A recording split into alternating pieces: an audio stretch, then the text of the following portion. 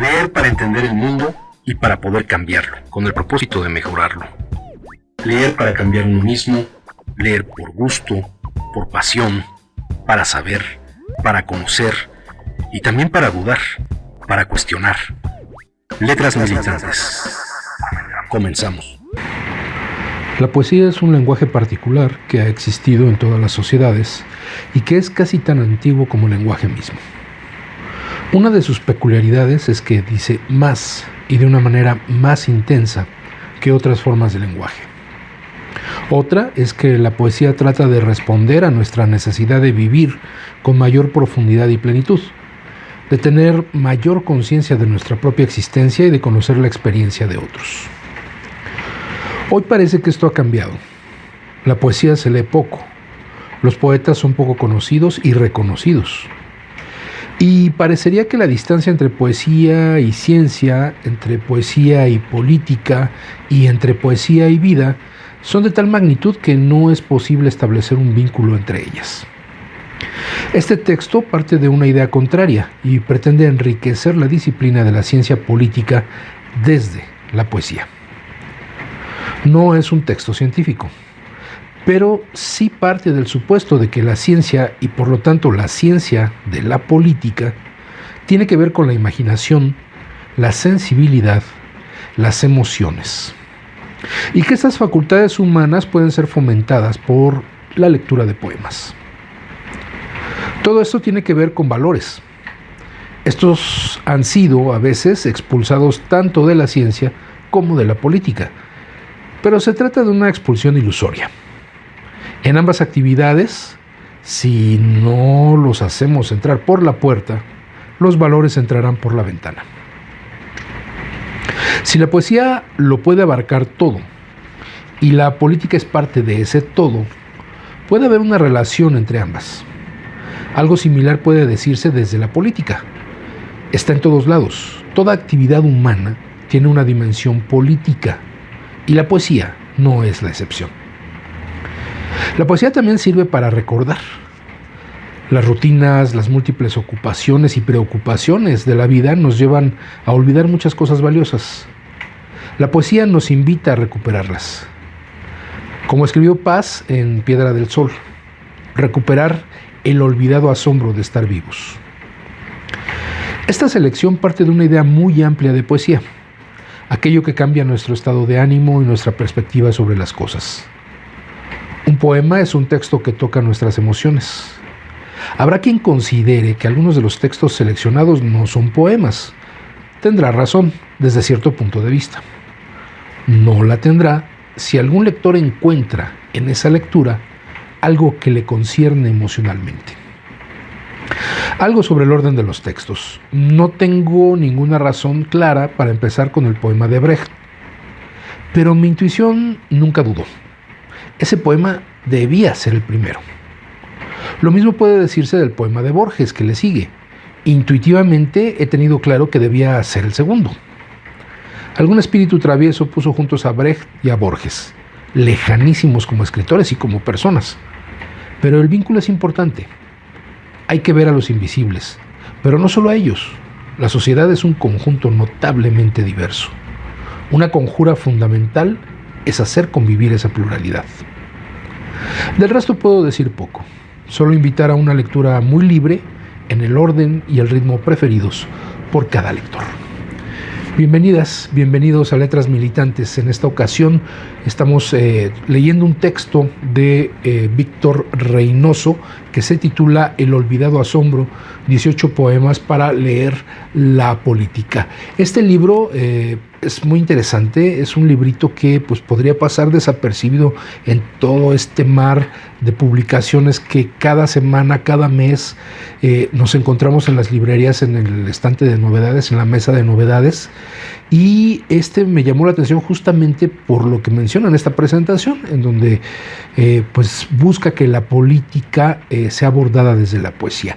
Víctor Reynoso es sociólogo por la UNAM, es maestro en ciencia política por la Facultad Latinoamericana de Ciencias Sociales y es doctor en Ciencias Sociales por el Colegio de México. O sea, se la pasó una buena parte estudiando en la zona de la Ajusco hacia el sur de la ciudad.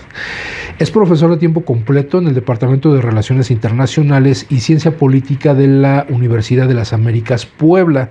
Pasó de la universidad pública a la privada en este proceso de crecimiento académico.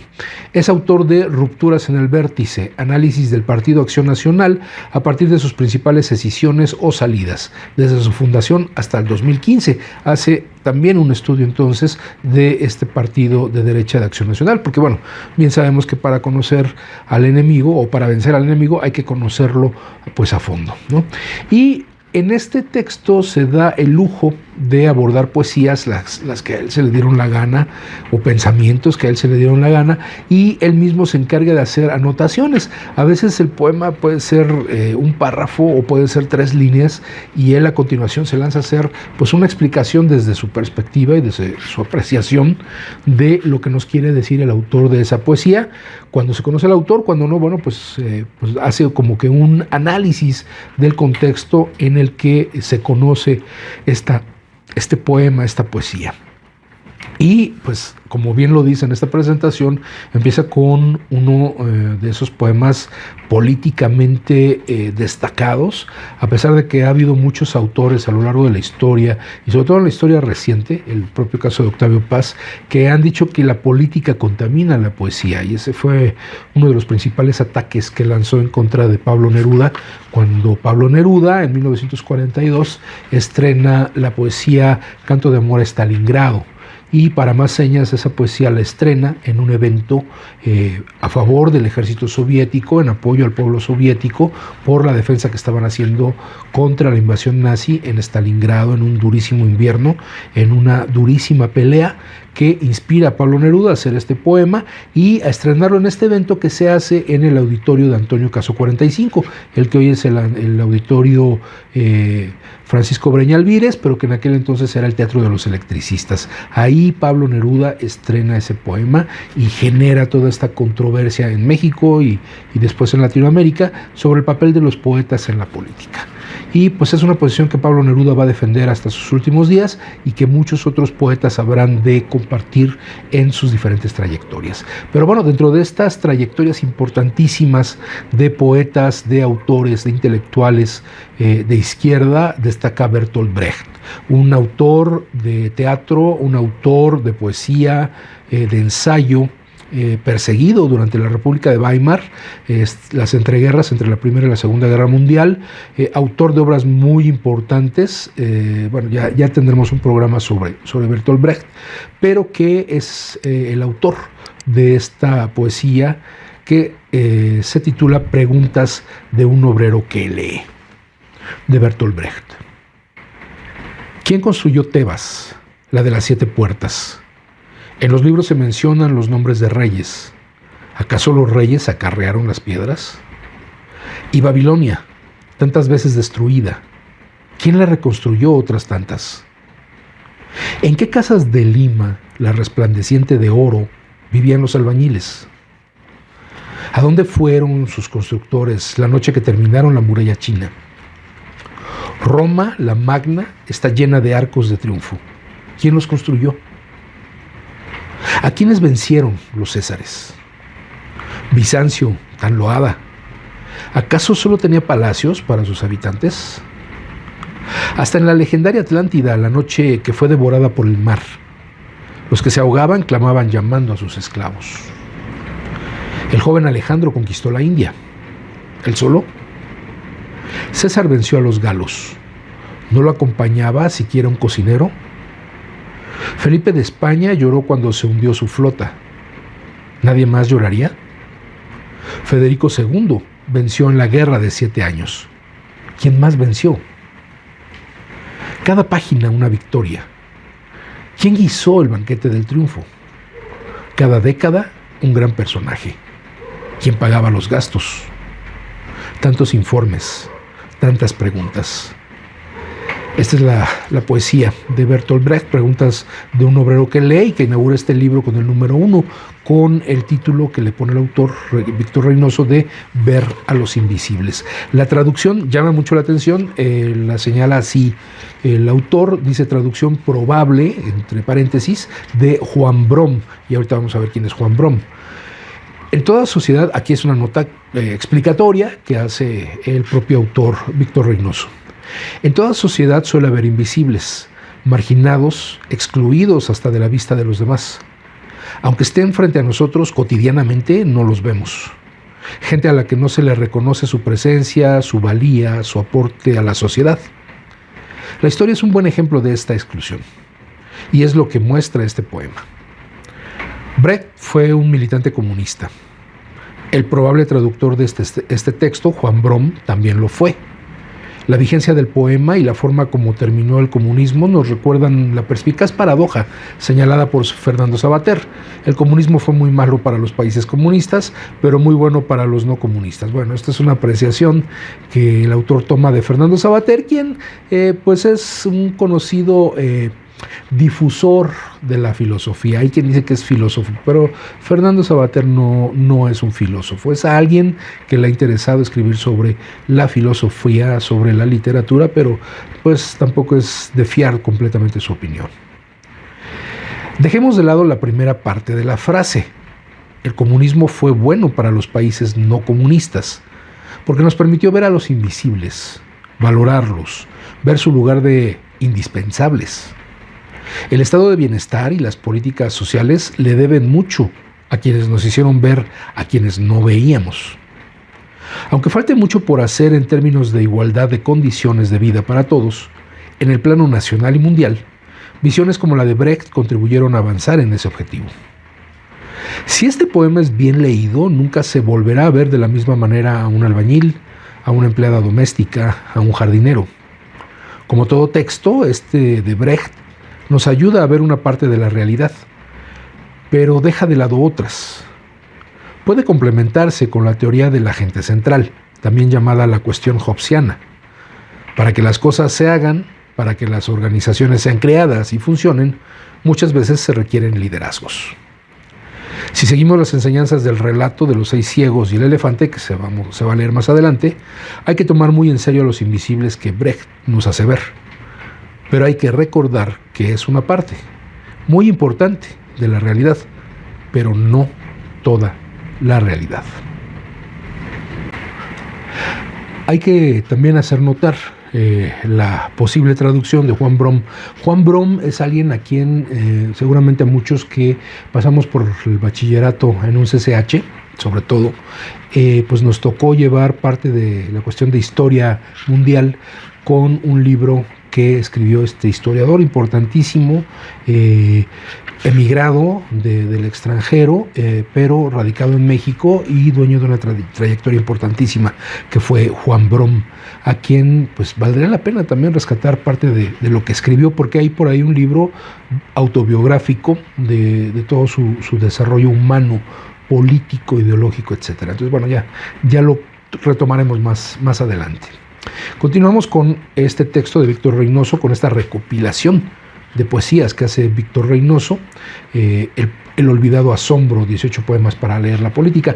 Y él menciona en la presentación que, pues extrañamente, coloca a Bertolt Brecht, un comunista, un hombre de izquierda totalmente, seguido de Jorge Luis Borges. Jorge Luis Borges, que no es el José Luis Borges del que hablaba Vicente Fox, uno de los presidentes más estúpidos e ignorantes que hemos tenido. Bueno, Jorge Luis Borges es este autor argentino que no se le ubicaría justamente del lado o a un lado de un autor como Bertolt Brecht, porque Jorge Luis Borges era un personaje profundamente conservador, ¿no? Alguien más cercano a la derecha, alguien que pues incluso alabó o felicitó a dictadores y a gobernantes que se caracterizan por haber sido represores y violentos, como el caso de Gustavo Díaz Ordaz, en el caso de México en el 68, que recibió pues algunas líneas de felicitación del propio Borges. Pero bueno, como decíamos en uno de los programas anteriores, cuando abordamos a Gaiman, a Neil Gaiman, pues es muy difícil de repente querer tasar o calificar al autor a partir de su vida personal y no considerar su obra, ¿no? De igual manera que es difícil hacerlo al revés, separar al autor mismo de la obra que hizo y enfocarse nada más a pues sus errores o lo que nos parezca deleznable de una persona como ser humano. Esta poesía es de un libro que se llama Los Conjurados, de 1985, y se titula de esa misma manera, Los Conjurados, de Jorge Luis Borges. En el centro de Europa están conspirando. El hecho data de 1291. Se trata de hombres de diversas estirpes que profesan diversas religiones y que hablan en diversos idiomas. Han tomado la extraña resolución de ser razonables. Han resuelto olvidar sus diferencias y acentuar sus afinidades. Fueron soldados de la Confederación y después mercenarios porque eran pobres y tenían el hábito de la guerra, y no ignoraban que todas las empresas del hombre son igualmente vanas. Fueron Winkelried, que se clava en el pecho las lanzas enemigas para que sus camaradas avancen. Son un cirujano, un pastor o un procurador, pero también son Paracelso y Amiel y Jung y Paul Klee. En el centro de Europa, en las tierras altas de Europa, crece una torre de razón y de firme fe. Los cantones ahora son 22. El de Ginebra, el último, es una de mis patrias. Mañana serán todo el planeta. ¿Acaso lo que digo no es verdadero? Ojalá sea profético. Así termina su poema Jorge Luis Borges, y bueno, pues toma como referencia, como lo vamos a ver en la nota que hace Víctor Reynoso, mucho de la cultura europea. Era un experto en la cultura europea, Jorge Luis Borges, era un experto en literatura medieval, y aquí las referencias son sobre todo al caso de la historia de Suiza, la historia bélica de Suiza, de cómo se construyeron esos ejércitos, de cómo se construyó esa nación, finalmente una confederación que finalmente es la que brinda en el Vaticano la protección al Papa, la Guardia Suiza, que son justamente estos mercenarios que pues por una buena paga han estado protegiendo a el Papa de Roma desde hace muchos años. Y hace mención a estos diferentes personajes, a Paracelso, a Amiel, a Jung y a Paul Klee. Y bueno, vamos a la nota explicativa de Víctor Reynoso. El poema, que se refiere a la formación de la antigua Confederación Suiza, lo sabemos por el año mencionado, 1291, resalta los valores de la tolerancia y el pluralismo como una forma que han encontrado los seres humanos de ser razonables, olvidar sus diferencias y acentuar sus afinidades. Valores indispensables no solo para toda sociedad democrática, sino quizá para toda sociedad civilizada en la actualidad. Valores que exige la actual sociedad mundial, donde la tecnología nos acerca y nos convierte cada vez más en una sola sociedad. Es el último poema del último libro publicado por Borges. Puede resumir su visión, que no se me hace muy afortunado hablar de la visión de Borges, cuando Borges ya era ciego, puede resumir su visión frente a la época que le tocó vivir, en la que la intolerancia y el rechazo a los diferentes dieron lugar a terribles tragedias. Nacido en Argentina, pero estrechamente ligado a la cultura europea, aunque no solo, estudió el Islam, el budismo, el sintoísmo. Borges vivió las tragedias de las dos guerras mundiales y de las diversas guerras que conformaron la Guerra Fría. Vivió en su propio país brutales dictaduras y la irracionalidad de la polarización política. Estas experiencias son el contexto de su poema, que puede considerarse una especie de legado. El poema menciona los nombres de un guerrero, es este que se sacrifica y se deja clavar las lanzas. Es de hecho una leyenda muy típica de la antigüedad suiza, de la prehistoria, vamos a llamarle así, suiza. Winkelried menciona a este guerrero, menciona un médico y alquimista que es Paracelso, un filósofo, Amiel, un psicólogo y un pintor, Carl Gustav Jung y Paul Klee, que son muy destacados artistas. artista Paul Klee. También Jung, por la manera de escribir, tiene mucho de artístico. Parte de la pluralidad humana. Expresa dos valores de las democracias contemporáneas, tolerancia y pluralismo. Conviene aclarar en qué sentido, pues ambas palabras pueden tener distintos significados. Tolerancia aquí no se entiende como la capacidad de aceptar cosas desagradables, que en ese sentido ser tolerante, pues a mí no me parece válido, ¿no? Yo no tengo por qué soportar cosas desagradables, pero no es el sentido de la tolerancia en este poema, sino como la constatación de que el conocimiento, la verdad, no se da en monopolio, que los que piensan distinto a nosotros pueden tener parte de la verdad, que no alcanzamos a ver o a comprender. Esa es la razón para tolerar las diferencias, no para tolerar cosas desagradables, sino para poder ver de manera integral todo lo que nos rodea y poder entenderlo de mejor manera. Pluralismo no es sinónimo de diferencia, es la valoración de las diferencias a partir de ciertos valores básicos compartidos. Valores como la igualdad, la dignidad de toda persona, el respeto a las leyes, el rechazo a toda forma de discriminación y maltrato. A partir de esos valores comunes aceptamos y valoramos las diferencias. Hasta aquí la interpretación de Reynoso a esta poesía, a este poema de Jorge Luis Borges. Pasamos al título número 3, que él lo define como sabiduría, lo bueno posible. Y este justamente es de, vamos a ver su origen más adelante. Oración de la Serenidad de Reinhold Niebuhr. Señor, concédenos serenidad para aceptar las cosas que no podemos cambiar, valor para cambiar las que sí podemos, y sabiduría para discernir la diferencia. Traducción de Hugo Iriart. Es muy conocido, es de sobra conocido, lo hemos escuchado en diferentes ocasiones, en diferentes contextos, y aquí se explica parte del contexto. Esta ya es la explicación o la nota que hace a esta oración, porque igual no se le podría llamar poesía, aunque tiene mucho de poesía, pero es realmente una oración.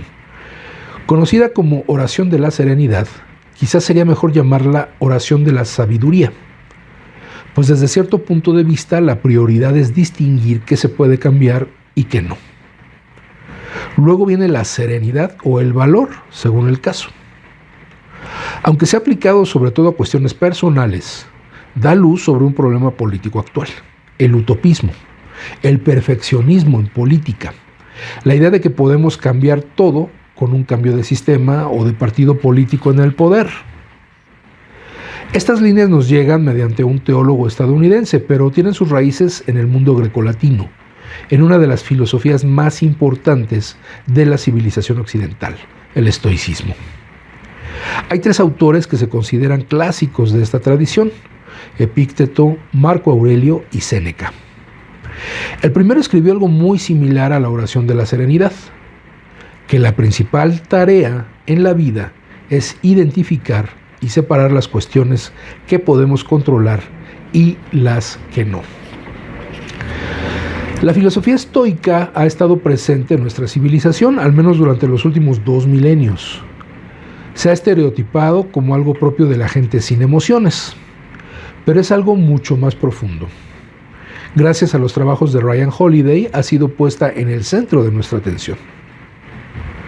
Como puede derivarse de la oración, no se trata de una filosofía especulativa, sino práctica. No de abstracciones, sino de la vida misma. No es casual que los clásicos y no tan clásicos del estoicismo hayan sido más personas prácticas que académicos. En nuestro contexto puede aclarar los riesgos de algunas ideas, concretamente versiones de la palabra utopía. Su etimología y su origen, el libro de Tomás Moore o Tomás Moro, nos hablaba de un lugar que no existe. Para muchos, el significado actual es el de un lugar que puede y debe existir. O aunque no pueda, si nos proponemos alcanzarlo, vamos a caminar en la dirección correcta. Quizá no alcancemos el 100% de lo buscado, Pero entre más alta sea nuestra mira, más lejos llegaremos. Busquemos entonces el 110% o el 120%. Y esto me recuerda a otra reflexión que se hace de que buscar la libertad, buscar la igualdad, buscar todo este tipo de valores es como caminar hacia el horizonte, ¿no? Es querer alcanzar el horizonte. El horizonte es una línea imaginaria a la que pues jamás vamos a llegar. Sin embargo, lo importante es que al caminar hacia el horizonte avanzamos. Suena lógico, pero al aplicarlo a la realidad suelen surgir problemas, tratando de cambiar lo que no se puede cambiar. De ahí la necesidad de una autoridad central para las sociedades y las organizaciones modernas, por ejemplo. La erradicación de cuestiones que son claramente negativas, como la prostitución y el fanatismo. El anarquismo se propuso acabar con el poder, con la prostitución, con lo que consideraba ideas fanáticas. Algunos anarquistas procedieron asesinando políticos, sexoservidoras, sacerdotes, no lograron su objetivo. No avanzaron hacia su utopía, sino en sentido contrario. Bueno, efectivamente hay pues una corriente dentro de la anarquía que al asumir la acción directa se fueron por el lado del sabotaje. Y este sabotaje incluso tuvo que ver con el atentado contra la vida de gente de la monarquía, de la burguesía, banqueros, etcétera, las bombas que ponían los anarquistas, etcétera, etcétera. No estoy seguro que hayan asesinado sexoservidoras, no conozco el dato, pero bueno, lo investigamos. Pero efectivamente, esta búsqueda de conseguir por estas vías el generar una anarquía en el sentido político y social que ellos deseaban, que era un gobierno sin autoridades, sino que fuera un gobierno de todos, fue lo que dio lugar a esta concepción que mucha gente tiene de la anarquía, como un caos, un peligro constante, una vida sin control y una vida en la que corre peligro la integridad de todo el mundo, ¿no? Pero bueno, esa es también parte de otra discusión. La oración de la serenidad, la tradición estoica, nos invitan a un sano realismo que dé resultados positivos, alejándonos de ideas que suelen generar un efecto contrario. Una propuesta de acercarnos a la sabiduría más básica, distinguir lo que podemos cambiar de lo que no, y tener el valor necesario para realizar los cambios.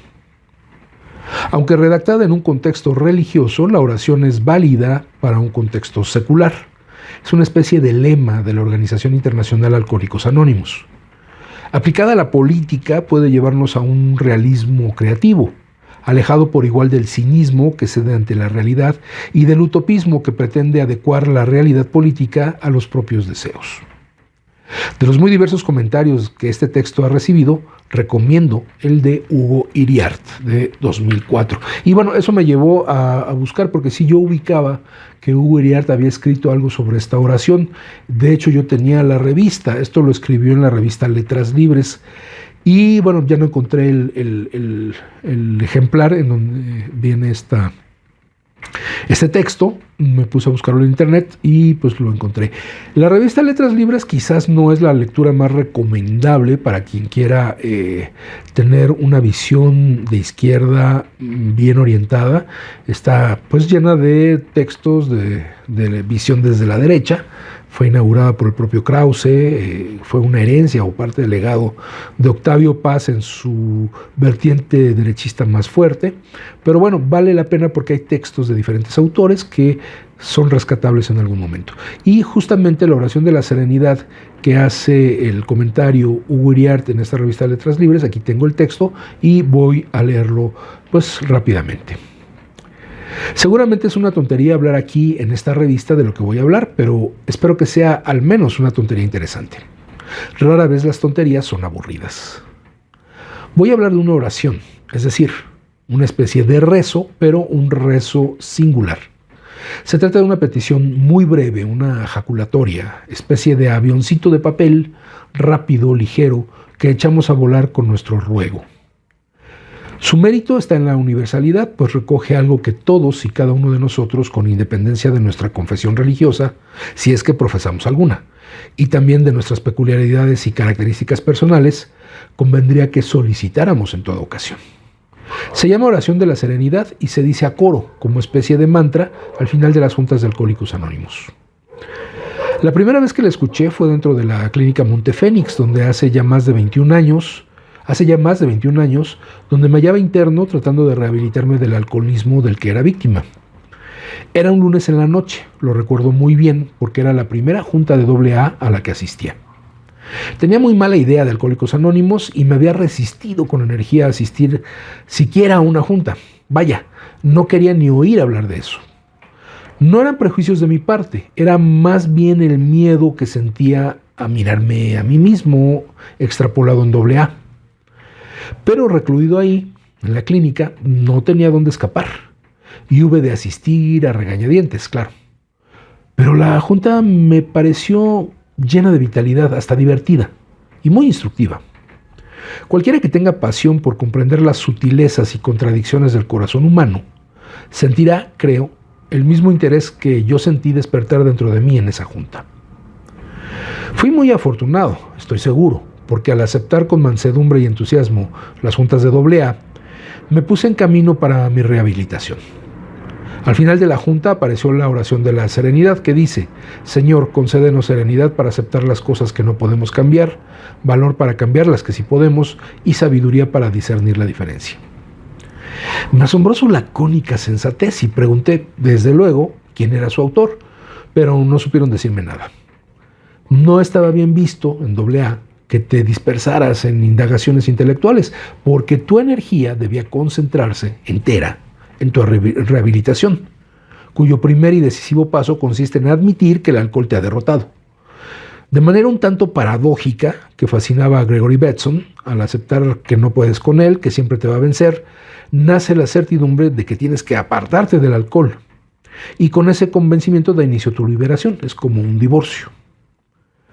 Pasaron los años y ya no me importaba averiguar quién había escrito la oración de la serenidad, cuando he aquí que hace poco topé de pronto con el nombre del autor de la oración.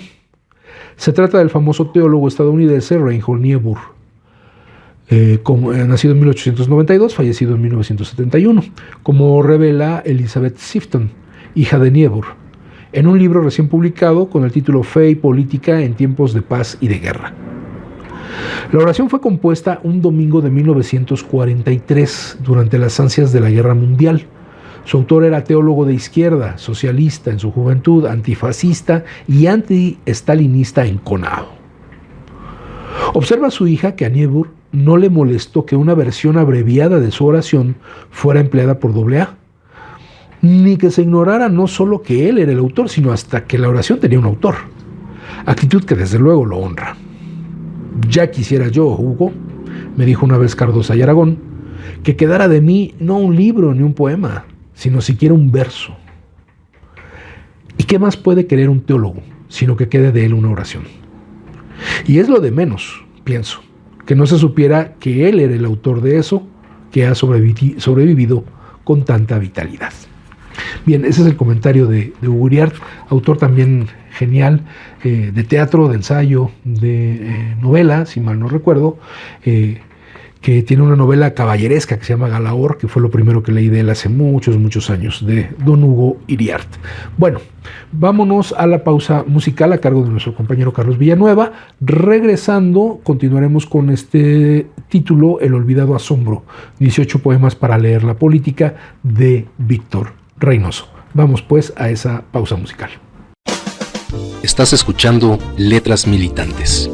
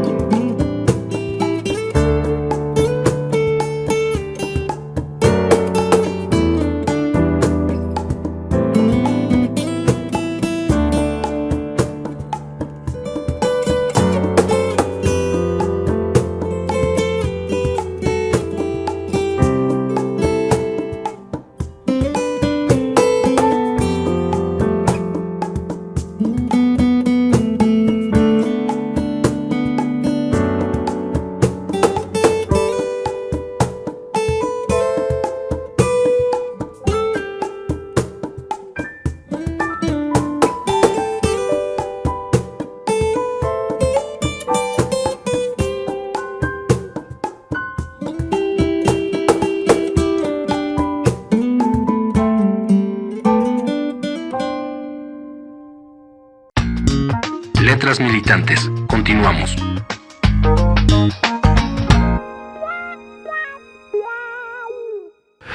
¿Qué tal? Regresamos a Letras Militantes después de esta pausa musical. Música original, compuesta, arreglada, interpretada, grabada, producida por nuestro compañero Carlos Villanueva. Bien, regresamos al texto de Víctor Reynoso, El olvidado asombro, 18 poemas para leer la política. Sabemos, a pesar de que hay muchos poetas, gente que ama la poesía, que no le gusta que la poesía hable de política, pero bueno, sabemos que hay infinidad de autores. Ya en el espacio anterior había mencionado yo, por ejemplo, Pablo Neruda, pero bueno, pues está el propio Bertolt Brecht, de quien leímos esta primera poesía de Preguntas de un obrero que lee. Está Mario Benedetti, bueno, está infinidad de autores de diferentes partes del mundo que, siendo poetas, tienen una militancia de izquierda, y una de las maneras que encuentran para expresar esa militancia y para contagiar esa militancia es justamente su poesía. Y bueno, pues la forma de hacer política desde la izquierda es la denuncia, pero es también la propuesta, no solamente decir que algo está mal, sino proponer cómo se puede mejorar. Y bueno, hablando justamente de eso, pasamos a lo que es la cuarta poesía dentro de esta recopilación, que el autor titula Conocimiento y Perspectiva. El poema se titula Los seis ciegos y el elefante, y es de autor anónimo. Había una vez 6 ciegos que vivían en el Indostán y querían ampliar sus conocimientos y aprender cómo era un elefante. Decidieron, cada uno de ellos, tocar un elefante para así saber cómo es este mamífero. El primero tocó el costado del elefante y comentó que el elefante era como una pared. El segundo tomó uno de los colmillos y dijo que el elefante era delgado, largo, con una punta afilada, es decir, similar a una lanza. El tercero palpó la trompa, concluyó que el elefante era algo muy parecido a una serpiente. El cuarto abarcó una de las piernas, por lo que consideró que el elefante era como un árbol. El quinto tocó la oreja. El elefante se parece a un abanico. El sexto tomó la cola. Para él, el elefante era como una cuerda. Cada uno tenía su propia idea del elefante. Discutieron por horas, no siempre de manera cordial, pero ninguno pudo convencer a los demás de que su visión era la adecuada. No pudieron reconocer que sus perspectivas eran parciales, que para conocer realmente al elefante debían ampliarlas e integrarlas. Esta también es un pensamiento, una reflexión muy, muy conocida, que nos habla justamente de esa perspectiva que uno suele tener de las cosas, que no necesariamente de un solo tema puede haber una sola interpretación, sino que depende de la manera como abordemos esos temas, es la interpretación que les damos, y también según las cualidades que uno mismo tenga, ¿no? El origen de esta fábula se ha perdido en el tiempo, pero su valor no.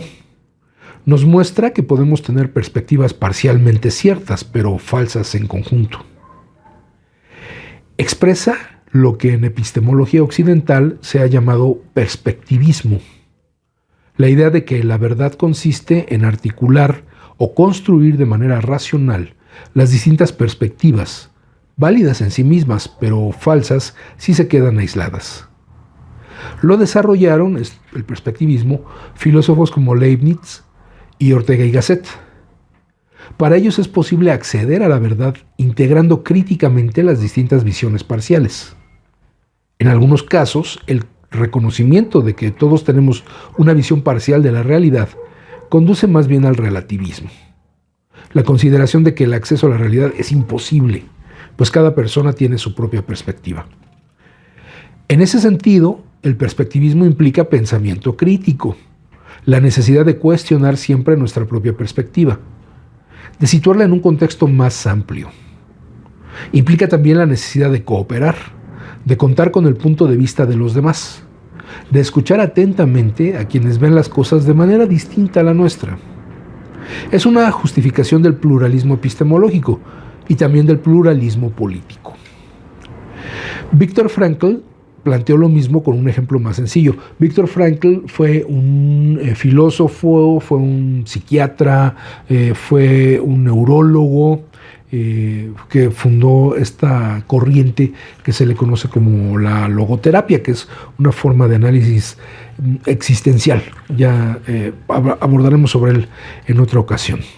Viktor Frankl planteó lo mismo con un ejemplo más sencillo, un cilindro. Desde cierta perspectiva se puede ver como un círculo, desde otra como un rectángulo. Podemos aferrarnos a alguna de las dos y negar la otra.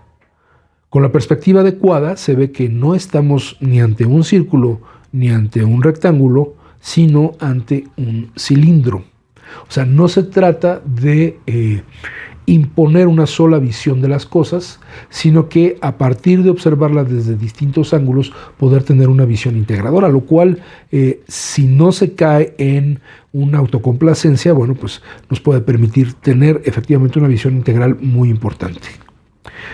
La narración de los 6 ciegos y el elefante tiene un vínculo claro con los conjurados, el que contaba Borges, ¿no? la poesía de Borges.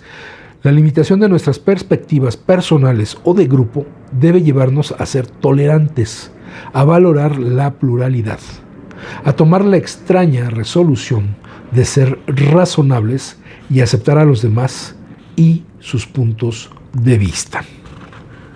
Vámonos con el siguiente, el pensamiento poema número 5 sobre el totalitarismo, y se titula Epigrama contra Stalin, de Osip Mandelstam. Vivimos sin sentir el país a nuestros pies. Nuestras palabras no se escuchan a 10 pasos. La más breve de las pláticas gravita, quejosa, al montañés del Kremlin. Sus dedos gruesos como gusanos, grasientos, y sus palabras como pesados martillos, certeras. Sus bigotes de cucaracha parecen reír y relumbran las cañas de sus botas. Entre una chusma de caciques de cuello extrafino, él juega con los favores de estas cuasi personas. Uno silba, otro maulla, aquel gime, el otro llora. Solo él campea tonante y los tutea. Como herraduras forja un decreto tras otro.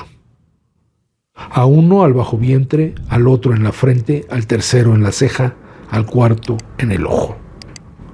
Toda ejecución es para él un festejo, que alegra su amplio pecho de oseta. Oseta es como esta persona que grita mucho, que hace mucho ruido, que es muy grosera, que es muy intensa, ¿no? Vamos a decir. Esta es una traducción de José Manuel Prieto, de esta obra original del ruso Osip Mandelstam. ¿Qué es lo que nos dice Víctor Reynoso de esta reflexión, este poema? El totalitarismo es uno de los principales fenómenos políticos del siglo XX, que continúa en algunos casos en el XXI. Se refiere a la pretensión de control total de la sociedad por parte del Estado. La novela de George Orwell, 1984, es una antiutopía o distopía que expresa la situación donde el poder del Estado controla todas las formas de vida y de pensamiento de una sociedad. Hay que hacer ahí la anotación. Efectivamente, Orwell, y ya lo leímos aquí en 1984, leímos un fragmento en Letras Militantes, era en su momento una crítica que este autor inglés, George Orwell, comunista, pero de tendencia trotskista, hacía una crítica hacia el estalinismo, hacia el totalitarismo que se vivía en la Unión Soviética bajo el gobierno de Stalin. Sin embargo, como decíamos en aquel programa, y lo podemos decir hoy, esta visión del totalitarismo no tiene que ver solamente con el poder del Estado. Hoy tiene que ver con el poder de las corporaciones. Esta cualidad que tienen ahora de vigilarnos constantemente, de saber lo que queremos, de saber lo que pensamos a través de pues, todos estos sistemas tecnológicos con los que contamos hoy, ¿no? Y que sin darnos cuenta nosotros vamos revelando información que las propias corporaciones van distribuyendo, administrando, y con ello encuentran la forma de controlar a las propias sociedades, ¿no? Lo que nos ha pasado seguramente a todos cuando vemos algunas cosas en internet, vemos algunos anuncios y nos imaginamos, híjole, ¿cuánto costará una camioneta de tal marca, ¿no? Y entonces abrimos el Facebook y nos empiezan a aparecer comerciales de esa camioneta que estábamos pensando y decimos, ¿nos está adivinando el pensamiento el Facebook? No. Son estas famosas cookies, estas pistas que vamos dejando nosotros cuando abrimos ciertas páginas en internet, las preferencias que tenemos en los motores de búsqueda al tomar Google y decir, búscame todos los datos que tengas sobre tal tema. Toda esa información se va quedando en la red y pues lógicamente Google lo que está haciendo es administrar toda esa información, hacer esa minería de información, de datos, y proporcionarla a algunos clientes que tienen intereses. Entonces, hoy la vigilancia ya no recae totalmente en el Estado, sino que recae en muy buen grado y de manera voluntaria, lo hacemos nosotros, en las corporaciones. Bueno, hecho este paréntesis, continuamos con la lectura. En el totalitarismo no hay propiedad ni vida privadas. El Estado es propietario de todo. Controla todos los puestos de trabajo, la educación en todos los niveles, las formas de producción y consumo. Controla las formas de pensamiento. El Estado decide qué ideas son válidas y qué ideas no. Todas las instituciones están subordinadas a la autoridad estatal. Y hoy vemos el ejemplo más claro de que este autoritarismo, o este totalitarismo, mejor dicho, del Estado, no solo tiene que ver con los viejos monstruos de los que nos hablaban, este capitalismo que estaba temeroso del otro bloque, ¿no? Y que decía que el monstruo comunista iba a venir a comer niños y que nos iba a controlar las vidas y que si tienes 2 vacas tienes que darle una al Estado, sino que este totalitarismo también viene ya del Estado capitalista. Y Estados Unidos hoy, más claro que nunca, gobernado por esta bestia que se llama Donald Trump, pues es la muestra más fehaciente de ese totalitarismo que se está construyendo, que ya estaba construido, que ya aceptaba la propia población dócilmente, pero que hoy se impone con toda impunidad, que hoy campea en redes sociales, en todas las noticias que vemos, en donde con una facilidad escalofriante, Donald Trump dice que quien hable mal de él pues va a recibir su merecido, y ese merecido pues es la cárcel, la expulsión del país o pues el castigo arancelario. Entonces, esa es la otra forma del totalitarismo de la que no se nos quería hablar, ¿no? Siempre se nos hablaba de Cuba, de Venezuela, de las dictaduras comunistas en la Unión Soviética y en sus países satélites, en Europa de Oriente, ¿no? O Corea del Norte. Pero pues hoy queda muy claro que ese totalitarismo campea sin mayor problema en la cultura capitalista, ¿no? Nos enteramos hace poco que arrestan a uno de los guionistas con los que ha trabajado este gran cineasta británico, Ken Loach. Su guionista fue detenido en Inglaterra porque traía una playera que decía Palestina libre. Y entonces se le acusa de terrorismo, porque hoy resulta que es más terrorista, pues pedir que acabe el genocidio, que se pare el genocidio en Palestina, resulta eso más terrorista que el propio genocidio que está cometiendo el Estado sionista de Israel en contra del pueblo palestino. El totalitarismo es capitalista también. Y utiliza la violencia física, bueno, se refiere nuevamente al totalitarismo, para castigar a quienes se salen de sus normas, que es, bueno, parte de lo que estaba mencionando en este momento. Tal fue el caso de Osip Mandelstam, que escribió este poema y lo leyó en una reunión de amigos. No llegó a publicarlo. El hecho, la lectura de un poema en que se critica al principal operador del Estado totalitario soviético, llegó al propio Stalin. No era tolerable esa crítica, así que el poeta fue condenado a un campo de concentración en el que murió en poco tiempo. El poema fue una profecía que se autocumplió. Hay un vínculo obvio entre los sistemas totalitarios y las llamadas instituciones totales, que Michel Foucault habla en Vigilar y Castigar de estas instituciones totales, cárceles y hospitales psiquiátricos. Son ciertamente casos extremos de control total. Actividades, tiempos, comidas, contactos con otras personas suelen estar cuidadosamente controlados. Como sistemas políticos y sociales, no son fáciles de mantener. Exigen una enorme energía por parte del Estado. En muchos casos derivan en sistemas autoritarios donde el control estatal es mucho menor.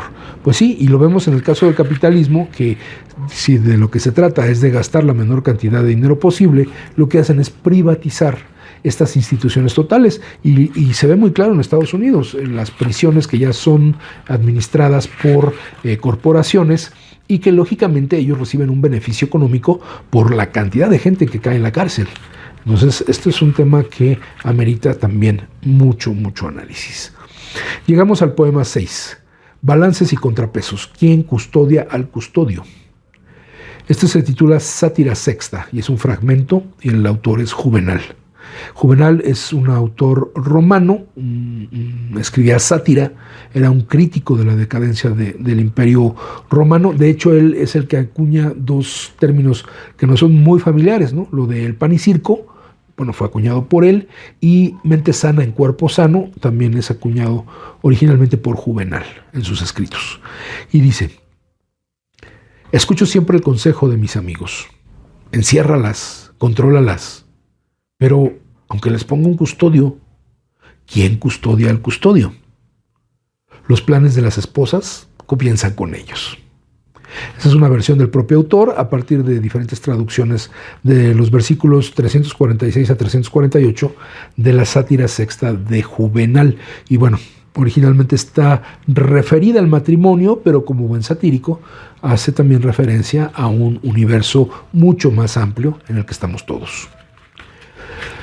La expresión ¿quién custodia al custodio? De este poema, originalmente inspirada por la desconfianza conyugal, ha sido tomada como la base de la división de poderes.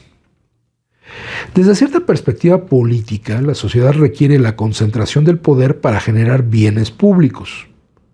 Es la idea planteada por Thomas Hobbes en Leviatán: ceder soberanía, dar el poder a un organismo central para que nos proteja de los demás. Pero la concentración de poder genera otros problemas, es necesario controlarla. De esta preocupación nace la teoría de la división de poderes y los balances y contrapesos. Hay una división de poderes clásica: ejecutivo, legislativo y judicial. Dividido así, el custodio se vigila a sí mismo.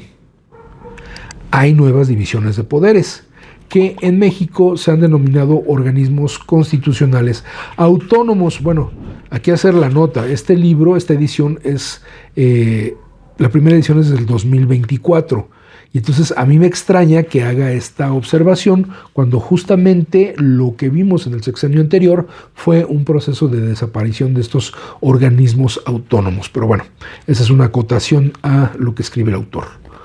Organismos que no dependen de ninguno de los tres poderes clásicos y que defienden valores públicos como los derechos humanos, la limpieza electoral, la competencia económica, el derecho a la información y otros varios.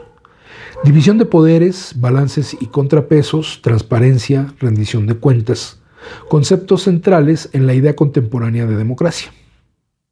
Dan realidad a la definición de Karl Popper de la democracia como un sistema para evitar que los malos gobernantes hagan demasiado daño y para deshacernos de ellos sin derramamientos de sangre.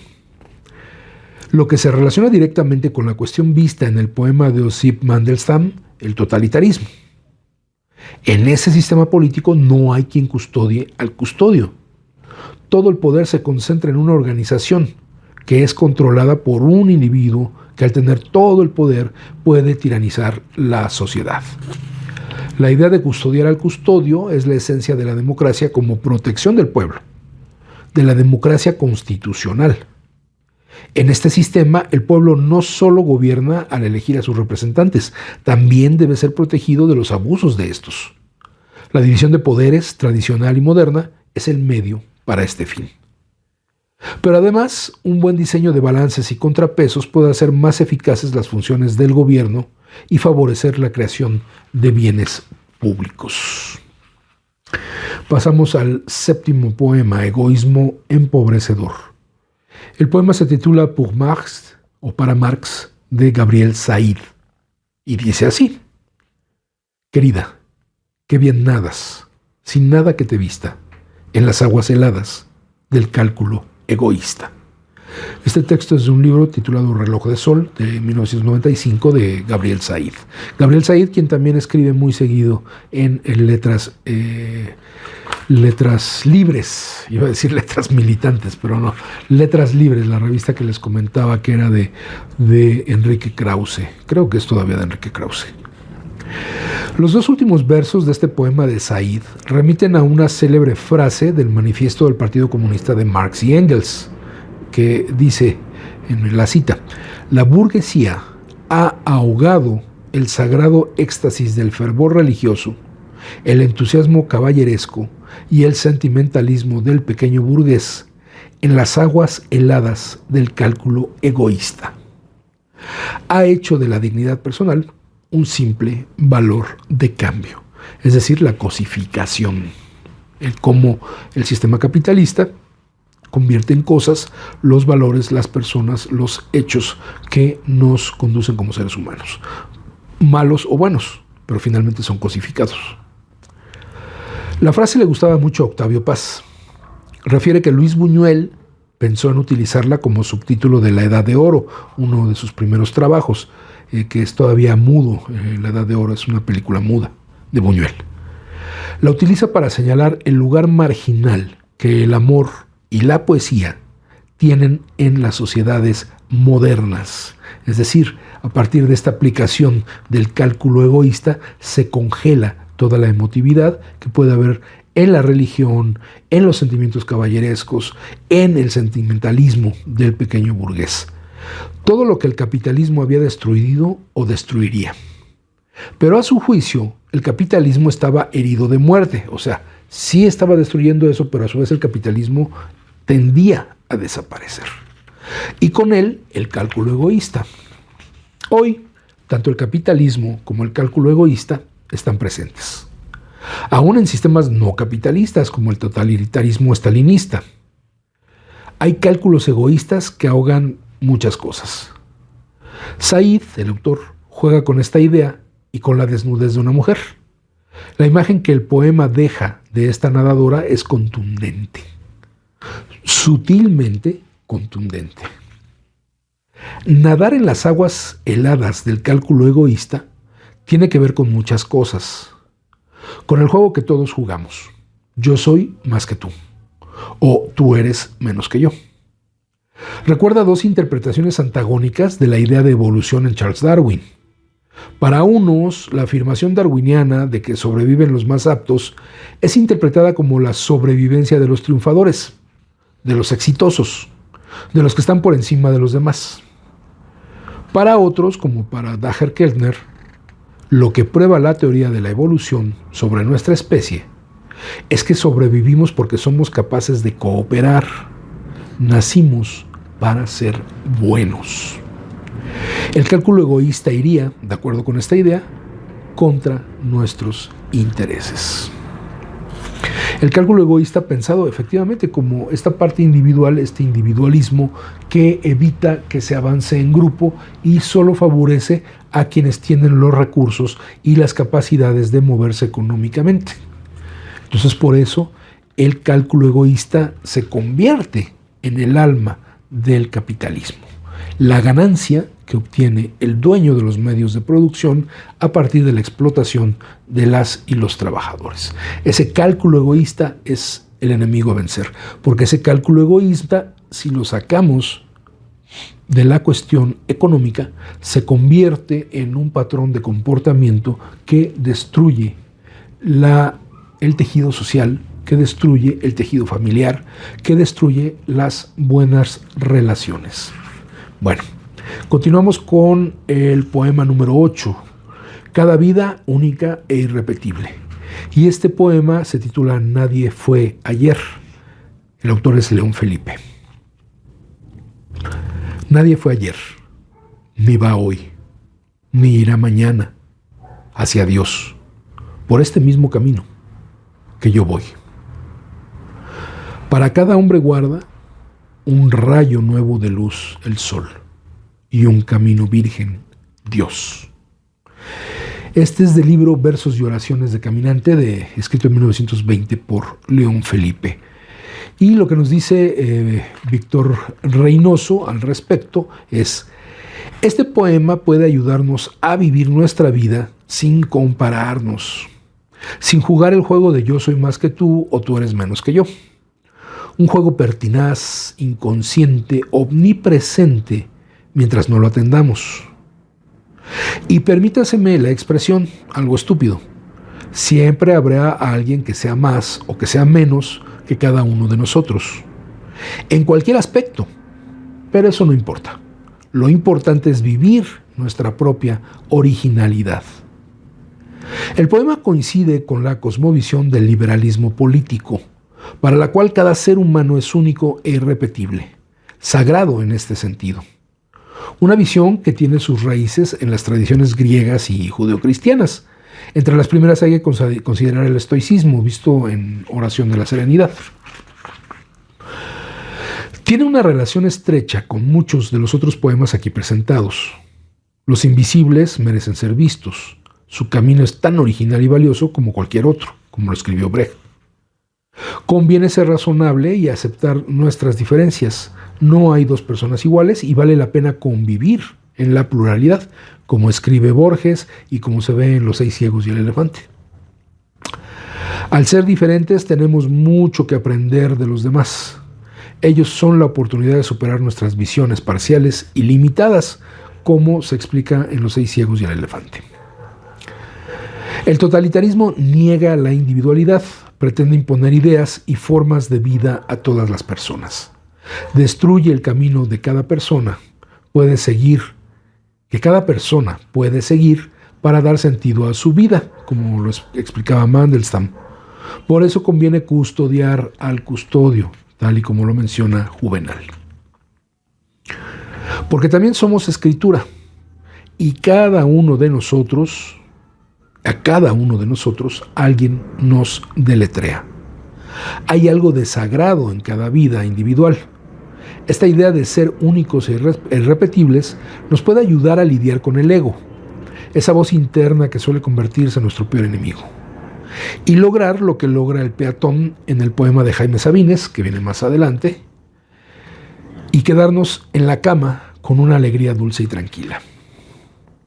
Aunque tiene mucha razón Viktor Frankl al decir que a Dios se le puede hablar, pero de Dios no se puede hablar.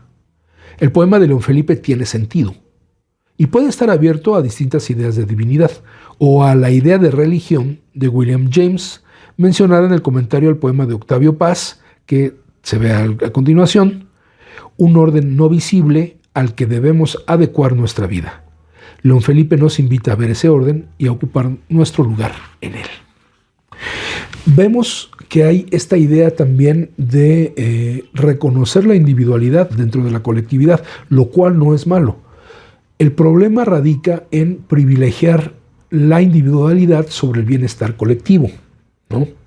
O asumir lo colectivo como única vía, desapareciendo toda individualidad, que tampoco es del todo correcto. Entonces, esta búsqueda de pesos y contrapesos es lo que hace más compleja nuestra convivencia en un sistema como el que vivimos hoy y transformarlo en algo que fuera mucho mejor. Poema número 9, Cada persona deletreada. El poema se titula Hermandad, es de Octavio Paz y con un epígrafe que dice: homenaje a Claudio Ptolomeo. Soy hombre, duro poco, y es enorme la noche. Pero miro hacia arriba. Las estrellas escriben. Sin entender comprendo. También soy escritura. Y en este mismo instante, alguien me deletrea. Este es del libro Árbol Adentro, de 1987, de Octavio Paz. Nos dice el autor: si se tratara de un poeta religioso, estos versos llamarían poco la atención. Pero Octavio Paz no practicó ninguna religión. Se distanció del catolicismo de sus antepasados desde muy joven. Esto hace del poema algo notable. Claro que puede ampliarse la idea de religión como la definió William James. la creencia en un orden no visible al que hay que adecuar la vida. La vida y la obra de Paz quizá podrían leerse como la búsqueda de ese orden. El deletreo, el orden de las letras que da contenido y sentido a nuestras vidas. Se vincula de forma muy distante, ciertamente, con el poema de León Felipe. Las diferencias entre ambos poemas dicen más sobre las diferencias entre sus autores que sobre sus semejanzas. Un tema análogo tratado de manera muy distinta. Este poema tiene un valor literario que, con razón, lo ha llevado a ser uno de los más conocidos del autor. No necesitamos interpretarlo para que nos comunique una sensación de belleza y profundidad. Pero podemos tratar diversas interpretaciones. El título y el homenaje a Ptolomeo amplían el contenido del poema y le dan un tono enigmático, y quizá lo colocan en algo que a Paz le interesaba mucho, la poesía hermética. No es evidente lo que ambos nos dicen. Sobre el título podríamos decir que coincide con la idea de igualdad, encontrada en otros poemas de esta antología. Es una interpretación simple, pero no necesariamente equivocada. Todos estamos siendo deletreados. El homenaje al astrónomo egipcio me parece más estimulante. Sí, asociamos a Ptolomeo con las estrellas, obviamente, pues era astrónomo. Pero su geocentrismo, su idea de que los astros giran alrededor de la Tierra, además de ser falsa, parece contraria a las cosmovisiones contemporáneas, a la visión de un autor como Paz, quien vivió con plenitud en las ideas del siglo XX. ¿Por qué no mejor un homenaje a Copérnico, quien, desafiando las ideas oficiales de su tiempo, demostró que la Tierra no es el centro del universo, sino un astro más de los que giran en torno al Sol? ¿Por qué regresar al autor de la idea de que somos el centro del universo? Más allá de esto, el poema evoca de una manera muy hermosa una idea de lo sagrado, de que hay algo más, de que a pesar de que duramos poco y de que es enorme la noche, hay algo que se queda, hay algo que se queja, como escribió Borges en Son los ríos. Y sí, efectivamente, extraña que de repente, siendo tan racionalista y tan contemporáneo y tan modernista, bueno, lo de contemporáneo funciona hasta en varios niveles, porque el mismo Octavio Paz era fanático de Javier Villaurrutia, uno de los contemporáneos, que justamente desafió a la tradición literaria mexicana en la década de los 20 del siglo XX, haciendo traducciones de autores extranjeros, escribiendo sus propias obras de teatro y sus poesías fuera del canon del México posrevolucionario. Y eso les generó muchas broncas, como vimos incluso en aquel programa que hicimos sobre los estridentistas, sobre esta confrontación que hubo con los autores más modernistas, más contemporáneos. Llama la atención, pero no extraña, porque efectivamente da pie a esta parte que tenemos todos nosotros y que en algún momento sale a flote cuando, frente a la frialdad del universo en el que nos toca vivir, buscamos esa parte recóndita, esa parte semioculta que nos dé esa esperanza de que hay algo más, que después de la muerte hay algo más, que frente a lo malo que nos ocurre hay esperanza. Y esta esperanza tenemos que convertirla en acción, porque de nada nos sirve tener todas estas ideas, romantizar todas estas situaciones en nuestra cabeza y en nuestro corazón, decirlas unos a otros cuando estamos sentados en el café o comiendo en la mesa con la familia, si no las convertimos en acción. Hay que transformar nuestra realidad. Hay elementos para hacerlo y la poesía es una de esas armas que tenemos que tomar muy en cuenta para transformar nuestra realidad. Hasta aquí llegamos con el libro de Víctor Reynoso, El olvidado asombro, 18 poemas para leer la política, y los esperamos dentro de una semana en Letras Militantes para continuar en este maravilloso mundo de las letras. Por mi parte es todo. Agradezco la ayuda, el apoyo que siempre nos han dado mis compañeras y compañeros de Radio ESME para la producción y difusión de este programa. Muchas gracias y hasta pronto. Decía Samuel Smiles, el libro es una voz viviente, es una inteligencia que nos habla y que escuchamos. Acompáñanos en la próxima emisión de Letras Militantes, a través de Radio ESME, donde a los libros les damos la palabra.